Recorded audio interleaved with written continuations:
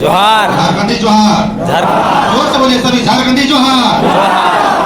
दोस्तों, जिस तरह से आज हम लोग रांची जिला कोर कमेटी बैठक के लिए जो हम लोग को बुलाया गया था, जिसमें हम लोग सभी लोग पहुंचे हैं, और यहाँ पर खास करके जो मेन मुद्दा है, मेन मोटो जो हम लोग यहाँ आने का जो था, वो प्रत्याशी का चयन करना, प्रत्याशी का चयन करना है, जिसमें नाम जो है लगभग आ चुका है, और मेरे तरफ से भी और पूरे कांके क्षेत्र से भी पूरे जो है देवेंद्र नाथ महतो को जो समर्थन करती है। उसके बाद एक दो शब्द और बोलना चाहेंगे कि जिस तरह से हम लोग खलारी जो अंतिम छोर होता है, रांची का जो अंतिम छोर होता है, वहां से हम लोग बिलोंग करते हैं, तो हम लोग चाहते हैं कि कम से कम हम लोग केंद्रीय कमेटी में कुछ लोग भी नहीं है, उन लोगों को कम से कम जगह दिया जाए। या हम लोग तो खलारी प्रखंड की ओर से एक आग्रह रहेगा कि आप लोग इसको ध्यान में रखिए। हम लोग रही बात पंचायत समिति गठन का, सारे जगह हम लोग लगभग 14 पंचायत होता है हम लोग के प्रखंड में, जिसमें हम लोग 9 पंचायत का गठन खुद से कर चुके हैं और बाकी जगह काम चालू है। इसलिए आप लोगों से अनुरोध होगा इस बात को ध्यान में रखते हुए कि आप लोग जो हम लोग मेन जो प्रत्याशी है देवेंद्र दा को विशेष रूप में, और उसके बाद एक और नाम हम देना चाहेंगे। खाली नाम देने की बात है तो उसमें सुमित झारखंडी का भी नाम होना चाहिए, ताकि अगर चलिए सोचा जाए इसकी बात तो फिर उनका भी नाम आना चाहिए, क्योंकि वो भी व्यक्ति जो है लगभग सारे जगहों में इनको भी देखा गया है और हर जगह जो है तन मन धन से अपना सहयोग दिए हैं। और इतना ही बोल करके अपनी वाणी को विराम करते हैं। जोहार झारखंड। बहुत बहुत धन्यवाद। देंगे इन 70 सालों का क्या फायदा, इन 10 सालों का क्या फायदा, जब आज भी हमारे झारखंड के लोगों के पास पीने के लिए पानी नहीं है। हजारों हजार मेरे जितने भी भाई बहन हैं, उनकी पढ़ाइयां छूटती है। उन मेरी माओं का, उन मेरी बहनों का क्या होगा जिनके अस्पतालों के दवाई गायब होती है।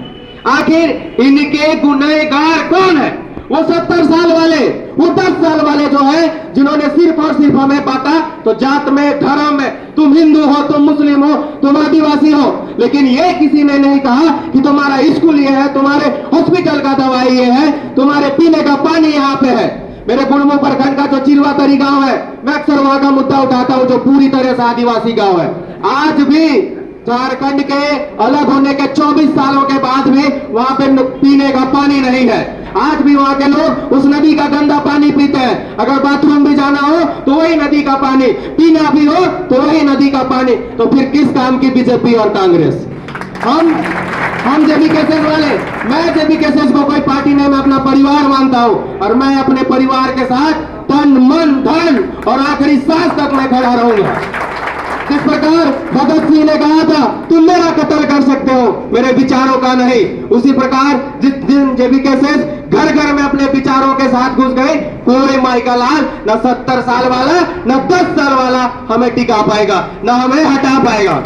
आज जिस प्रकार जेबी केसेस कोई पद में नहीं है, लेकिन आए दिन कंपनियों में जो हमारे झारखंडी भाइयों के साथ अत्याचार होता है, उनकी मृत्यु होती है, उनके लिए अकेला खड़ा होने वाला झारखंड में सिर्फ अगर कोई है तो कौन है? तो हम किनके साथ हैं? आखिरी दम तक किसके साथ रहेंगे? मैं इतना ही बोलूंगा, समय की पाबंदी है, लेकिन जिस दिन समय मिला मैं हर एक लोगों के आंखों के ऊपर जो जात धर्म का जो पर्दा चढ़ा है, जो अपने बच्चों को भेज देते हैं 200-400 रुपए के कारण जो धर्म का झंडा बोले, मैं उनके आंखों से पर्दा उठा के दिखाऊंगा कि देखिए यहाँ जो हमारे जिला का आईपीएस कौन है, आईएएस कहाँ का है। आप अपने बच्चों को भेज देते हैं झंडा ढोने के लिए, और दूसरे राज्य वाले आते हैं आपके अधिकारी बनकर। शोषण किसका होगा? हमारा होगा। हम पढ़े नहीं, हम लड़े नहीं, तो शोषण हमारा होगा। और जिस दिन झारखंड का हर एक झारखंडी हिंदू मुस्लिम आदिवासी खड़ा हो जाए अपनी माटी के लिए, कोई मैया का लाल हमें लूट नहीं पाएगा। जय झारखंड। और तमाम जेबी केसेस से जुड़े सभी लोगों को मेरा जोहार, नमस्कार। जैसा कि आप लोग मुझे देखकर एक उदाहरण से समझ गए होंगे, मैं एक तरह से विकलांग और जेबी केसेस का कुल समर्थक।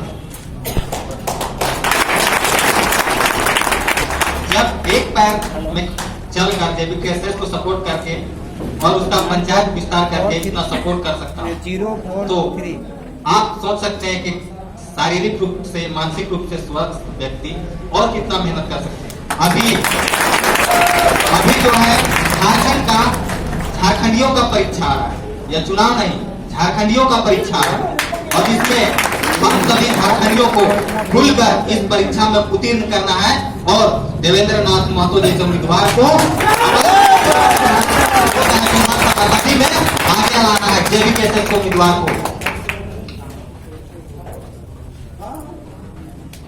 समय का अभाव है, इसलिए और भी बातें हैं करने के लिए, लेकिन खास करके अभी चुनाव को लेकर हम सभी को जितना हो सके, जो चुनाव आ रहा है हम लोग के सामने, उसको अधिक से अधिक प्रचार प्रसार में लगना है। और कहा जाता है कि अभी भी मैंने सुना कि कोई भी चुनाव के लिए तन, मन और धन की आवश्यकता पड़ती है। जहां तन और मन लगा दिए तो धन की आवश्यकता आने ही नहीं लगती। जैसे कि अभी जितना भी प्रचार प्रसार कर रहे हैं अपने पैसे देके कर रहे हैं, और जब मेन परीक्षा आ रहा है, चुनाव आ रहा है, तो उसके लिए अगर यदि सभी झारखंडी 10 रुपया भी अगर योगदान देते हैं तो पैसा का भरमार हो जाएगा। लगा दिया तो धन की आवश्यकता नहीं होगी। इसलिए अब की बार जयराम सरकार, इसे कोई आने से रोक नहीं सकता। जिस तरह मैंने ठान लिया था कि एक पैर में मैंने करूंगा प्रचार प्रसार, और इसको अपने एरिया में मैं पूरा विख्यात कर दिया हूं। हर एक आदमी तक के पास मैं जयराम दा के विचारों को पहुंचा रहा हूं और भी पहुंचाऊंगा। लोग जब चुनाव आएगा तो और मेहनत करूंगा मैं उनके लिए। जब मैं इतना कर सकता हूं तो आप क्यों पीछे हटेंगे? आप भी खुलकर सपोर्ट कीजिए, लोकसभा के चुनाव में सफल बनाइए। धन्यवाद।